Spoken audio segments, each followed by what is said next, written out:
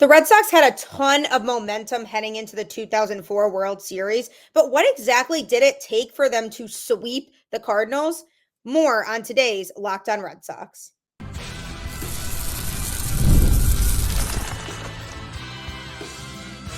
You are Locked On Red Sox, your daily Boston Red Sox podcast. Part of the Locked On Podcast Network, your team every day. Hello and welcome to Locked On Red Sox, your daily Boston Red Sox podcast, part of the Locked On Podcast Network, your team every day. I'm your host, Gabby, former ESPN social media associate, and also currently the host of the Boston Balling podcast as well. And I am here to bring you the latest in all things Boston Red Sox, Monday through Friday, straight to your favorite podcast feed. And the best part is it's all free. So who doesn't love free? You might as well check it out, right? Locked On Red Sox is here for you every day. This episode of Locked On Red Sox is brought to you by Booking.com. Booking.yeah. The right stay can make you a fan of any city, even your rivals. Check out Booking.com for your stay today. And I will be telling you a little bit more about Booking.com a little bit later on the show. But today is Thursday. And if you're a regular listener of this show, which, by the way, I thank you very much for continuing to tune in with me and enjoying this ride that is talking about the Boston Red Sox. So if you are one of those people, you know that every Thursday for the past several weeks, I've had a tradition of dropping an episode that looks back on the 2004 Boston Red Sox, a team that finally broke an 86-year curse and won the World Series. And this is the 20th anniversary of that special season. So to commemorate that, I'm dropping a 10-episode series where I take a look back on some aspect of that season. This is week 9. So next week is the grand finale of this series. But that's not to say that I won't continue to talk about or reference the 2004 Red Sox team throughout the time that this season goes on, especially if the Red Sox have a bad loss. We might want to think about some happier times. So don't think that I'm going to be stopping talking about the team. The series is just going to conclude. And if you've missed the series, take a look back on some previous episodes. I did have Bronson Arroyo on the show recently, looking back on the 2004 season, as well as pitcher Lenny DiNardo, who was part of that team as well. So if you missed former episodes within this series, be sure to look back on that. But over the last 2 weeks, I did a game-by-game breakdown of the 2004 ALCS and what they actually entailed and how the Red Sox truly initiated that comeback and beating the Yankees and moving on to the World Series. So people seem to like those episodes. So I decided what better way than to kick off this episode by talking about the World Series itself after the Red Sox have made this big comeback and they have all this momentum. On today's show, I'm going to be doing a game-by-game look back at the 2004 World Series in which the Red Sox just completely motored right by the St. Louis Cardinals. And game 1, they just had so much momentum on their side. They were ready to go. After an unfortunate history of failing to close the deal when it came to winning the World Series, they were determined. They had gone to Game 7 the last 4 times that they had gotten that far, which was in 1946, 1967, 1975, and 1986. It had been 18 years since they were even in the World Series. So they were ready to go and amped up. And actually, when the series concluded, Dave Roberts actually quoted, "It didn't matter who we faced at that point. We were going to go right through them. We had something special going. We weren't going to be denied a championship." Now, heading into that series, people still thought the Cardinals were the favorite. They had dominated the NL Central that year with 105 regular season wins, finishing a full 13 games ahead of second place Houston. Isn't that crazy to think about the fact that Houston was in the National League at that time? It makes me feel so old now to think about that. They had beaten the Dodgers 3-1 in the division series, then fought hard for a win over the Astros in the NLCS, taking game 6 in 12 innings and then winning game 7. So both teams had been battle tested and were feeling really gritty and confident going into this series. Game 1 was played on a Saturday night at Fenway Park. Manager Tony La Russa's Cardinals started veteran right-hander Woody Williams. He'd had an 11-8 season with a 4.18 ERA, but the team's best pitcher, which was Chris Carpenter, was unavailable that day due to pain in the biceps of his throwing arm, and the other pitchers needed more rest after the NLCS. Williams was hit for 4 runs in the bottom of the first inning. So the Red Sox came out of the gates swinging. Tim Wakefield had started for the Red Sox, and it was particularly special for the knuckleballer to open the World Series because he had been the victim of Aaron Boone's extra inning home run in Game 7 of the 2003 ALCS, which had denied that year's Red Sox team from making it to the World Series. So the idiots in 2004 that were suiting up for the World Series thought it was a good full circle moment to have Wakefield start that game. But he was not one of the Red Sox top pitchers that year. He was 12-10 with a 4.87 ERA, but he got through the first inning with only a double by Larry Walker. Then Woody Williams, the Cardinals starter, faced leadoff batter Johnny Damon and threw him 10 pitches, the 10th one having been laced into the left field corner for a double. Then he hit Orlando Cabrera with a pitch and got Manny Ramirez to fly out to right, and then Damon tagged and took third on that fly out. David Ortiz, of course, being David Ortiz and just how much of a monster he was in the postseason that year, hit a 3-run homer to right field, right over but just inside the foul pole to give the Red Sox a quick 3-0 lead. It was maybe 18 inches fair, but he was ready to go and just knew that ballpark inside and out, so he was able to squeeze it out. Kevin Millar then doubled to left high off the wall and moved up on a Trot Nixon fly ball, and then he scored on a single by Bill Miller. So good first inning for the Red Sox, giving them an early lead. And then the Cardinals got 1 run in the top of the second on a bunt single by Jim Edmonds, a walk, a sacrifice bunt, and a sacrifice fly. So manufacturing runs, which is something the Red Sox today are pretty good at doing. They then added another run in the top of the third when Larry Walker homered past the pesky pole in right field. Then we went to the bottom of the third inning. With 1 out in the inning, the Red Sox worked 2 walks around a single and had the bases loaded for Johnny Damon, who singled in 1 run. With the bases still loaded, La Russa then changed pitchers and turned to Dan Herron to replace Williams.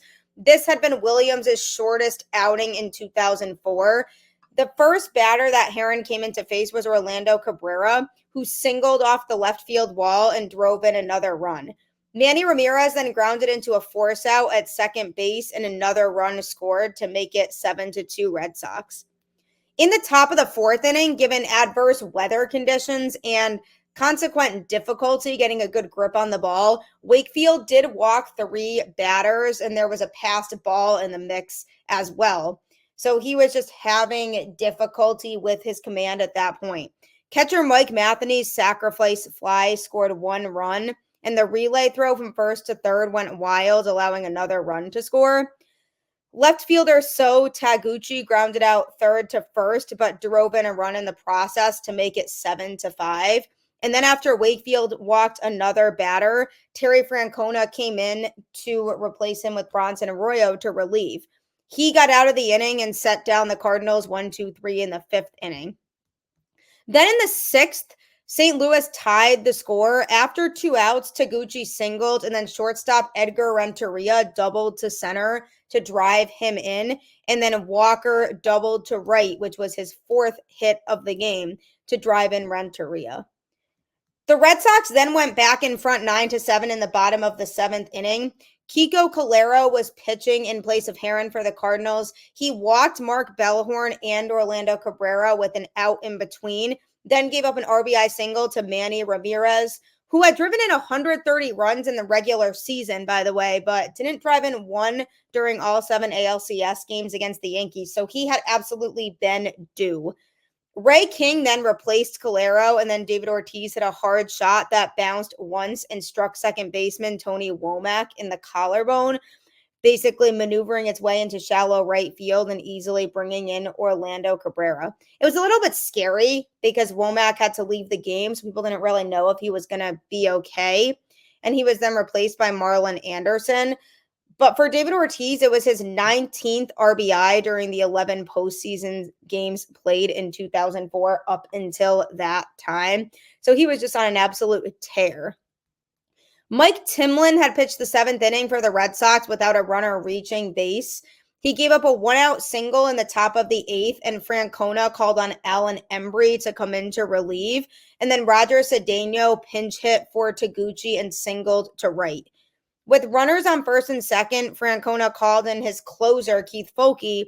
This was the 5th time in the 2004 postseason that Foulke had been asked to pitch more than 1 inning. Renteria then singled in 1 run to make it 9-8. Manny Ramirez's spikes actually got caught in a drainage plug, and he flubbed picking up Larry Walker's ball hit to left field, which resulted in the tying run scoring because the throw home was just a moment too late. You know, in baseball, timing is everything. So then it was knotted up again at 9, and then Foulke intentionally walked Albert Pujols to load the bases. There was still just 1 out at the time, but he got Scott Rowland to pop up to third base and then struck out Edmonds. Then in the bottom of the 8th, Julian Tavares took over on the mound for the Cardinals. Bill Miller first grounded out, and then Jason Varitek, who was pinch hitting for catcher Doug Mirabelli, hit a grounder too, but his actually took a bad bounce and Renteria couldn't haul it in. It ended up being ruled an error on a call that could have gone either way and was the only error of the game for the Cardinals while the Red Sox had committed 4. So definitely a sloppy fielding game for Boston, which resulted in the game being closer than it probably should have been. Mark Bellhorn then hit a 2-run homer that hit off the foul pole in right field to make it 11-9 Red Sox. Bellhorn had now homered in 3 consecutive postseason games, dating back to game 6 and 7 of the ALCS. So he had brought his power bat in some of those late games.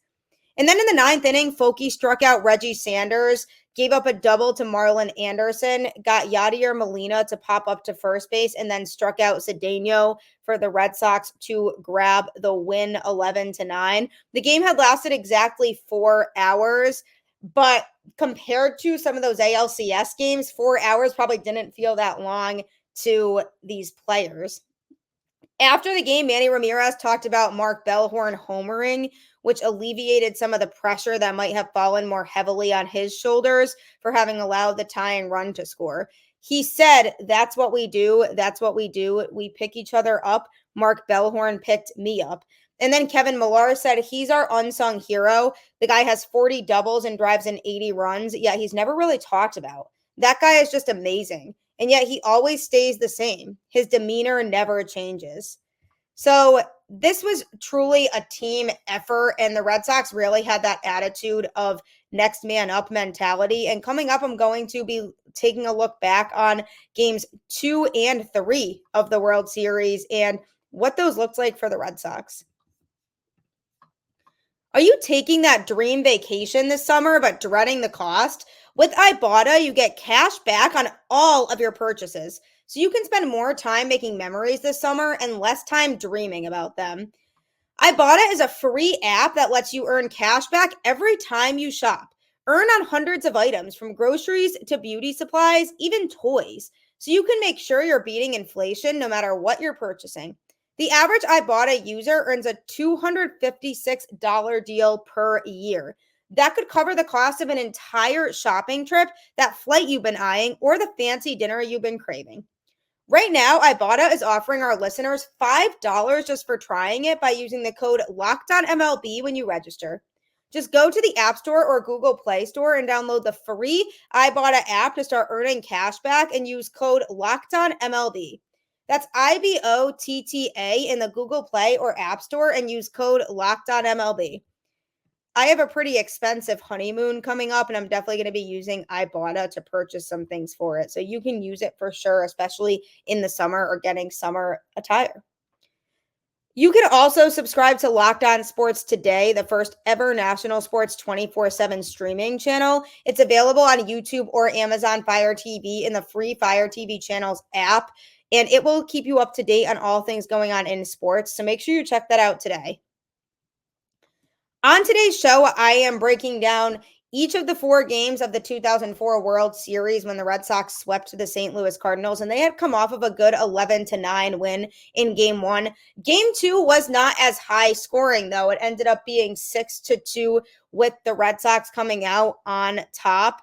The Cardinals never led the game in Game 1, but they had twice come back from significant deficits to tie it. So the Red Sox were definitely making sure they kept that in mind going into Game 2. So the matchup for the second game was Curt Schilling for the Red Sox against Matt Morris of the Cardinals. Schilling had been 21-6 with a 3.26 ERA in the regular season, but had suffered a serious ankle tendon injury in the playoffs that looked to keep him out of the postseason. Then team doctor Bill Morgan performed temporary surgery to basically hold that tendon in place. So that's how the bloody sock game came to be in Game 6 of the ALCS, because you could see the blood seeping through his socks. So he was ready, though, to pitch Game 2 and was determined to get the Red Sox the win. He and Randy Johnson had shared MVP honors in the 2001 World Series when the Arizona Diamondbacks beat the New York Yankees. So he had exposure to being on the big stage. Before the game, he said, "Don't kid yourself. I'm terrified." That's part of the motivation, the fear of failure. I always felt good players use the fear of failure in a positive way. Matt Morris had been one of 3 Cardinals with 15 wins in 2004. He was also 1-4 in postseason play, having pitched for St. Louis in 2001, 2002, and earlier in 2004. He was 15-10 with a 4.72 ERA in the 2004 regular season and was pitching on 3 days rest. So not exactly the best physical shape for either pitcher, but the morning of the game, Schilling did have a scare and didn't think he was going to be able to pitch at all. He had woken up a few hours early in pain, but Dr. Morgan quickly diagnosed the problem and removed an extra stitch he had placed, which had punctured a nerve. So once that got removed, the problem almost instantly went away and he was able to pitch. St. Louis first baseman Albert Pujols doubled off of Schilling in the top of the first inning, but was the only Cardinal to reach base. And then in the bottom of the first, Morris got center fielder Johnny Damon and shortstop Orlando Cabrera to ground out, but then he walked Manny Ramirez and David Ortiz. The Red Sox had drawn 8 walks in Game 1, so the walking pattern was starting again. Switch hitting catcher Jason Varitek batted left-handed against the righty Morris. He hit a ball to the deepest part of Fenway in the center field triangle off the edge of the Red Sox bullpen near the 420-foot marker. He had an easy triple and had given the Red Sox a 2-0 lead. Then Morris walked Kevin Millar but got Trot Nixon to ground out. Then in the Cardinals' second inning, a 1-out walk and a single put runners on first and second, but Cardinals catcher Mike Matheny lined into an unassisted double play at third base. Pujols doubled into the left field corner to lead off the 4th inning. He tagged up and took third base on a fly to a diving Trot Nixon in right field. Then after Edmonds struck out, left fielder Reggie Sanders reached base on the second error of the game by third baseman Bill Miller, and Pujols ended up scoring to make it 2-1 Red Sox. So the errors kept piling up in this series for the Boston Red Sox. Lots of sloppy play in the field. In the bottom of the 4th inning, the Red Sox reasserted themselves. With 1 out, Kevin Millar was hit by a pitch. And then with 2 outs, Miller, who was batting left-handed, atoned a bit for his errors with a 2-base hit into the right field corner. And then up came Mark Bellhorn, who had homered 3 games in a row. This time he didn't homer, though. He doubled off the base of the center field wall to score both Millar and Miller and give the Red Sox a lead they ended up not relinquishing after that. Neither team scored in the 5th inning. The Red Sox committed 2 errors in the top of the 6th, but Schilling was able to escape the inning unscathed. Boston then picked up 2 more runs in the bottom of the 6th inning to take a 6-1 lead with Cal Eldred pitching. He had come in during the 5th inning and got the last 2 outs, and then in the 6th, Trot Nixon singled over second base to lead off, and then after a couple of outs, Johnny Damon singled between short and third into left field, and then Orlando Cabrera drove a ball high off the left field wall to drive in 2 runs. Cabrera had to hold up at first base, though, and could not advance.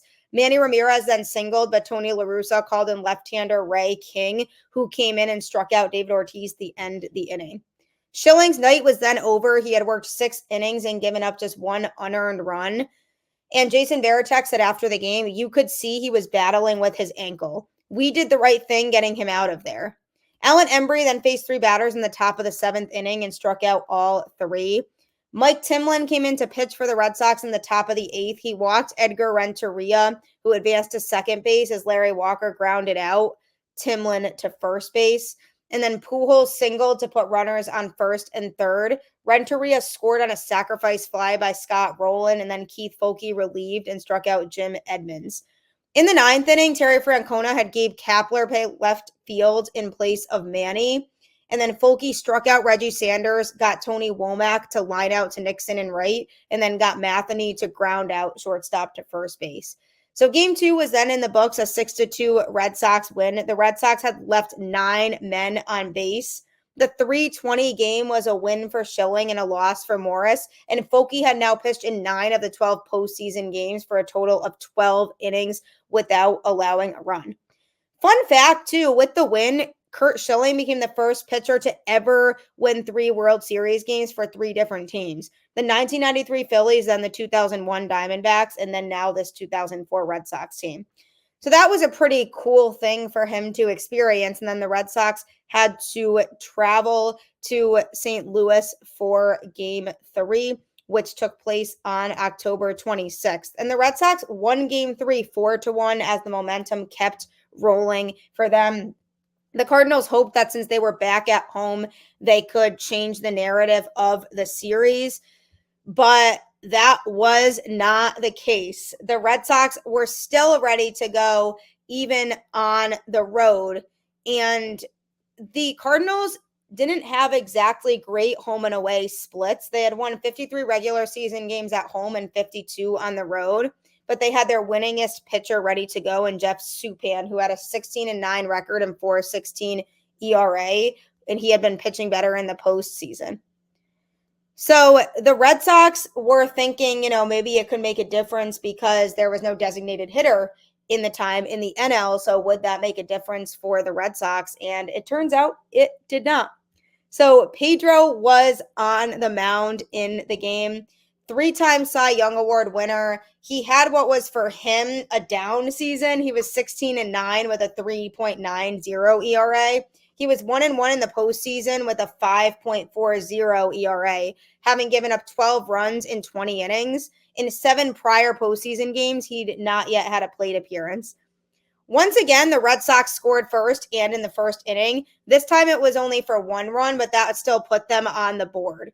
After 2 solidly hit outs, Manny Ramirez hammered a high fastball several rows deep into the left field seats, which was a no-doubter to make it 1-0. David Ortiz then singled, but Jason Varitek hit into a force play at second base to end the inning. This was Pedro's first World Series game that he was pitching in, but he was amped up and ready to go. In the bottom of the first inning, before he settled down, he did struggle, flirting with potential disaster. There was a 1-out walk, a single that Bill Miller couldn't handle at third base, and then another walk. Jim Edmonds flied out to left field, which might have tied the game, but Manny Ramirez caught it while running in and made a perfect one-hop throw to Varitek at the plate, which ended up nailing Larry Walker, who had tagged up at third and tried to score, so the inning was then over. Neither team reached base in the second inning, and then Suppan hit an infield single off of Pedro, leading off the bottom of the third inning, and Edgar Renteria doubled over Trot Nixon's head in right field to put Suppan on third. Walker grounded out to second baseman Mark Bellhorn, who was playing deep. Bellhorn threw to Ortiz, who was playing first base since there was no DH. Ortiz then stepped on the bag and noticed that Suppan was off the bag at third. He had headed for home as expected and gotten fully halfway there, but then held up, retreated, half-heartedly started for home again before trying to get back to third. Ortiz then took a couple of steps toward third base, planted his feet, and threw a strike to Miller, who tagged Suppan out. Albert Pujols then grounded out third to first base. Rather than the score being tied, the inning was over on an embarrassing base-running blunder by the Cardinals. Somebody on the Cardinals who was unnamed said afterward it changed the whole game. We weren't the same after that. This isn't us. I don't know why, but this isn't us. In the top of the fourth inning, Suppan got Ortiz to ground out to Pujols at first base, and he struck out Varitek. Miller hit the ball to left center and hustled to second base to make it a two-base hit. Swinging at the first pitch, Nixon singled over Walker's head in right field. Miller then scored easily, and the Red Sox had a 2-0 lead. Suppan hit Bellhorn with a pitch, but struck out Pedro to end the inning. Nixon's hit produced the ninth two-out run Red Sox batters had produced in the World Series to this point. Pedro retired St. Louis 1-2-3 in the bottom of the fourth, and then the Red Sox added 2 more runs in the fifth inning. Johnny Damon led off with a double, which, like Nixon's in the fourth, went over Walker's head and short hopped the right field wall. Orlando Cabrera lined a single to right field, and the Red Sox had runners on first and third with nobody out, and Manny Ramirez coming to bat. He skittered a ball through the infield between short and third to score Johnny Damon. Suppan retired Ortiz on a fly ball to center, and then Varitek's ground ball forced Manny at second. Miller lined a single to right field for yet another 2-out run to make it 4-0 Red Sox, and La Russa had seen enough at that point. He brought in Alberto Reyes to relieve. He pitched one pitch, and Nixon flied out to end the inning. In the fifth, sixth, and seventh innings, Pedro buckled down and retired all 9 batters in order, never once seeing a ball hit out of the infield. It went 4 strikeouts, 2 pop-ups, 2 groundouts, and a lineout. Mike Timlin then took over for him in the bottom of the eighth and induced 3 consecutive groundouts, 2 of them by pinch hitters Roger Cedeno and John Mabry. Keith Foulke then came in again and worked the bottom of the ninth inning, the only blemish being the one that prevented a shutout. Walker hit a long home run to nearly straightaway center field, a little bit toward left field and into the first row of seats, which spoiled Foulke's postseason scoreless inning streak at 12 1/3 innings. Pujols hit a long drive to left field, but it was caught by Manny just in front of the warning track, and then Foulke struck out Scott Rowland looking to end the game. The Cardinals just weren't hitting. The number 4, 5, and 6 batters in their lineup were 1 for 31, and the one base hit was Rowland's bunt back in game 1. So they just were ice cold at the plate, and the Red Sox had taken the first 3 games of the series with a final score of 4-1 in game 3. And then it led to a legendary game 4 where the Red Sox had the chance to break the curse. So coming up, I'm going to be going over that legendary game. So you definitely won't want to miss that. This episode of Locked On Red Sox is brought to you by Booking.com. Booking.yeah. With summer travel heating up, especially travel for baseball games, it's time to explore those U.S. cities you always secretly wanted to learn more about. Yes, we're talking about your rivals' cities. With hotels, bed and breakfasts, vacation rentals, resorts, and so much more on Booking.com, you might just find your perfect stay, even in your baseball rival's city. The right stay can make you a fan of any U.S. city, even your rivals. Book today on Booking.com on the site or in the Booking.com app. It comes in really handy, especially for people who do a lot of traveling. So if that's you, you definitely should utilize Booking.com.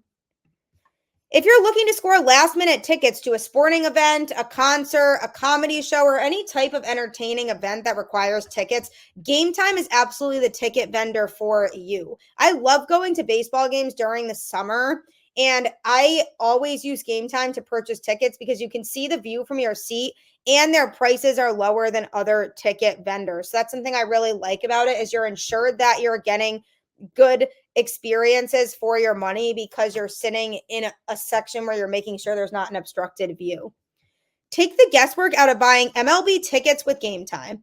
Download the Game Time app, create an account, and use code LOCKEDONMLB for $20 off your first purchase. Terms apply. Again, create an account and redeem code LOCKEDONMLB for $20 off. Download Game Time today. Last minute tickets, lowest price guaranteed. You definitely will not be disappointed with Game Time. It will save you so much money on tickets, I promise you. Also, this is a reminder to check out Locked On Sports Today on YouTube or Amazon Fire TV in the free Fire TV channels app, as we have launched the first ever national sports 24/7 streaming channel to keep you up to date on all things going on in sports. So make sure that you check that out today as well. The Red Sox had won the first 3 games of the World Series. They had all of the momentum still going into game 4. They were ready to finally break an 86-year curse and give these Red Sox fans a championship. And they went into game 4 seeing that finish line and feeling that momentum. They were so close to finishing the deal. And that's exactly what they did in game 4. 3-0 shutout for the Red Sox. They were just so hungry going into that game. And the Cardinals just wanted to try to put a win on the board. They were ready to go. The number of runs the Red Sox scored in each of the 3 preceding games declined from game to game, but so had the number of runs scored by the Cardinals. So both teams were having offensive problems later on as the games progressed. So going into game 4, St. Louis skipper Tony La Russa entrusted the ball to right-handed starter Jason Marquis, who was 15-7 on the year with a 3.71 ERA during the regular season. Derek Lowe was Terry Francona's choice to start. He had a disappointing 5.42 ERA during the regular season and a record of 14-12. He had lost 3 postseason games in 2003, but in 2004, he had won the clinching game of both the division series and the ALCS, so he had really stepped up under pressure. In all 3 of the 2004 World Series games, the Red Sox had scored in the first inning, and game 4 followed that pattern. On the 4th pitch of the game, center fielder Johnny Damon homered into the Cardinals bullpen in right center field, the ball seeming to hit off the bench. It was Damon's first home run of the World Series and also the only run the Red Sox needed since Lowe pitched 7 innings of shutout ball, allowing only 3 base hits and walking only 1. Then 3 relievers of Bronson Arroyo, Alan Embry, and Keith Foulke combined to throw the final 2 innings, similarly shutting out St. Louis while collectively allowing just 1 base on balls and 1 base hit. So the pitching was dominant in this game. Marquis started by walking Manny Ramirez, but otherwise escaped any further damage in the first inning. Lowe took the mound and gave up a leadoff single to Tony Womack that rose just over the glove of a leaping Orlando Cabrera at shortstop. Larry Walker was then up next. He already had 2 World Series homers and 6 in the 2004 postseason. He ended up surprising probably everybody by dropping a bunt toward third base. Unfortunately for him, though, the bunt was closer to the mound than the baseline, and Lowe pounced on it to fire to first base. He had been going for a base hit, but still helped the team by advancing Womack to scoring position with just 1 out. If the Cardinals could score at least 1, they'd erase the 1-0 Red Sox advantage, but they didn't. Albert Pujols had been the MVP of the NLCS with 4 home runs and 9 RBIs. He'd driven in 5 runs in the division series, but hadn't driven in even 1 run in the World Series. He grounded out to Mark Bellhorn at second base, and Womack was able to take third. Scott Rowland was up next, and he hit a ball that skittered down the first baseline, staying fair, but Lowe ran over to the line, snagged the ball, and tagged Rowland for the out that ended the inning. In the second inning, Trot Nixon doubled to right center with 1 out and Bellhorn walked. Lowe then contributed with a sacrifice, but Damon grounded out to first unassisted, and then the Cardinals went down in order in that inning. The Red Sox scored 2 more runs in the top of the third inning. With 1 out, Manny Ramirez singled between short and third. He ran his postseason game hitting streak to 17 games. Ortiz then doubled into the right field corner with Manny holding at third base. Jason Varitek hit the ball hard to first base, and Pujols didn't hesitate. He fired the ball home, and Manny was out at the plate. Bill Miller then walked to load the bases. Trot Nixon was up and took 3 balls. Marquis had been behind most of the batters he'd faced, but rather than take the next pitch, Nixon aggressively swung, and it paid off for the Red Sox. He hit the ball to right center off the base of the wall for a 2-run double to make it 3-0 Red Sox. And then with Lowe on deck, Marquis intentionally walked Bellhorn and then struck out Lowe. As he had in the second inning, Lowe set the Cardinals down in order in the third, and then again in the fourth. Marquis settled down, retiring the side in the fourth and allowing only 1 base runner in the fifth. Edgar Renteria doubled in the bottom of the fifth, and Lowe uncorked a wild pitch to the next batter, but no run was able to score. Dan Herron relieved Marquis and secured a 1-2-3 seventh inning. Lowe allowed nothing but a single to Renteria. In the 8th, Miller singled off Heron and Ortiz doubled. LaRussa then called on Jason Isringhausen to relieve. He walked Bellhorn on 6 pitches. Lowe was due up, but Francona pinch hit for him. Kevin Millar struck out, and then Johnny Damon grounded to first base. And once more, Pujols threw home with Yadier Molina applying the tag. And then Cabrera struck out. It was bases loaded, nobody out, and the Red Sox had failed to add even one insurance run, but it didn't matter because of the pitching stepping up. Bronson Arroyo came into the game and walked Reggie Sanders with 1 out in the bottom of the 8th. And then Embry came in, struck out a batter, and got a pop fly to short from the other. And then the game went to the 9th inning with the Cardinals still having yet to get on the board. Varitek singled in the top of the 9th, but there was nothing more. So then the Red Sox were 3 outs away from winning their first World Series in 86 years. For the 4th game in a row, the ball was handed to Keith Foulke at what the Red Sox hoped would be the end of the game. Pujols singled through Foulke's feet right up the middle and into center field, and then Roland flied out to right. Jim Edmonds struck out on 3 pitches, and it was up to Renteria to save the Cardinals' season as it was. He had 2 of St. Louis's 4 hits, so he was seeing the ball well. He swung at the second pitch and hit the ball directly to Foulke on 1 hop. As Red Sox radio announcer Joe Castiglione called it, Foulke to the set, the 1-0 pitch, here it is. Swinging a ground ball, stabbed by Foulke. He has it. He underhands to first, and the Boston Red Sox are the world champions. For the first time in 86 years, the Red Sox have won baseball's world championship. Can you believe it? Obviously, he said it in his own Castiglione way, not how Gabby would say it, but it was such a special moment for the Red Sox. Keith Foulke being able to contribute to recording the last out of the World Series is just probably an unimaginable feeling unless you're in that situation. And the Red Sox watched their fans just absolutely scream and cry and erupt when they came back for the parade. And it was just a really special time for that Red Sox team, a team that just had broken a curse of so long. And it truly was a special moment. And being part of that team must have just been nothing short of special. So there you have it, folks. The Red Sox legendary run to winning the 2004 World Series. And who knows, maybe the 2024 team will go to the World Series as well. But I mean, we don't know, but that's why we have to keep the faith. Go Red Sox. And I will catch you on the flip side.